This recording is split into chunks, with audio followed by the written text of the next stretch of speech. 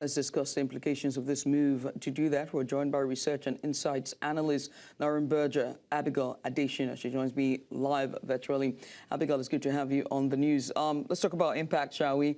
What will this hold, the impact, what will they have so far? Just this move by the CBN's MPC, what would it have on Nigeria's business ecosystem at this time? Thank you for having me. So yesterday, the MPC, held the interest rate steady as well as other, policy parameters, right? They were all held steady, and usually this was largely expected by the market. So the impact of this, right, was we expect that this improved policy certainty in the market. Of course, this signals sustained elevated borrowing costs. If the benchmark interest rate is currently at 26.5% and the asymmetric corridor is plus 50 minus 450, that still gives an elevated borrowing cost for institutions, particularly for the private sectors, right? However, on the good side, quote unquote, for the government, right, that for people, leveraging on or investing in fixed income instruments, that gives them still longer higher interest rates, for a relatively longer period, because the next policy decision date is 20th or 21 of September. So between now and then, we still have relatively attractive yields, right, in the fixed income market, and holding it constant, right, holding it steady at 26.5%, also, gives some level of stability also to the equities market, right? Usually, when interest rate is high like this, we expect to see attractive yield in the people pulling their capital from equities into fixed income. But now that it has been held steady from the last meeting, that was the last time it was caught, right, was in February 2026, right? Other than that, we've had a stable, relatively stable interest rate policy. So that's supposed to give some level of stability to fixed income, to equities market, as it keeps yields attracted in fixed income space. Abigail, inflation is a central factor in this decision that they've made so far, leading to the rates being retained. Do you see it further reducing in the near term? From 15.923 to 15.91, is that enough? No, that's not enough. So what we saw in last week, right, on 15th of July, was inflation moderating by just 2 basis points from 15.93, like you already said, 15.91. However, this moderation was only, was largely on the back of core inflation, which was driven by, the relative stability that we've seen in our exchange rates. So far, from January this year, our exchange rate has relatively been around 1.3. It has not gone past 1.3, right, from January this year, and that is why we saw that moderation as well in core inflation base.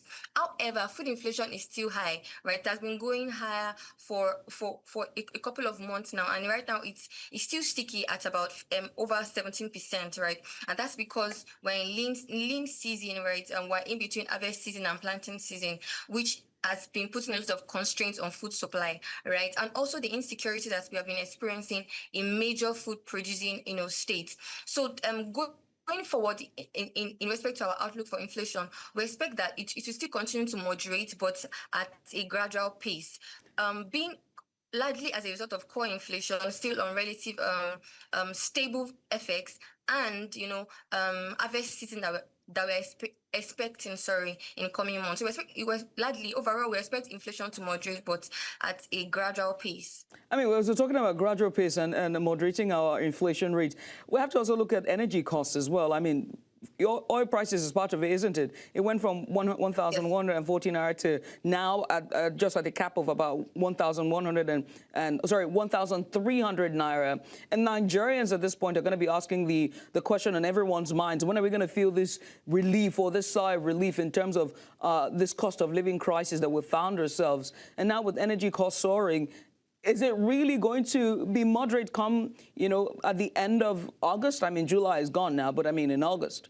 Thank you for saying that. So the risks to the gradual moderation in inflation, like I said earlier, the major risk to that is the global uncertainty, which is the war between the US, Israel, and Iran, right? And that has pushed, in June, where we saw a slight moderation in energy prices, right? And we also saw a slight moderation in the global oil price, Brent, doing about 70, just around $70 per barrel. Right now, as I speak, I think Brent is over $90 per barrel. And that's because there's now a re-escalation of that war, which of course fits into domestic oil prices here in Nigeria, which has already shot up to about 1,300 naira right here in Nigeria. That is the major uncertainty, or the result of this uncertainty, or the global the Middle East crisis, which can, of course, feed into the Nigerian inflation. However, in terms of the relief and all of that, the good thing for us, good thing, quote unquote, is that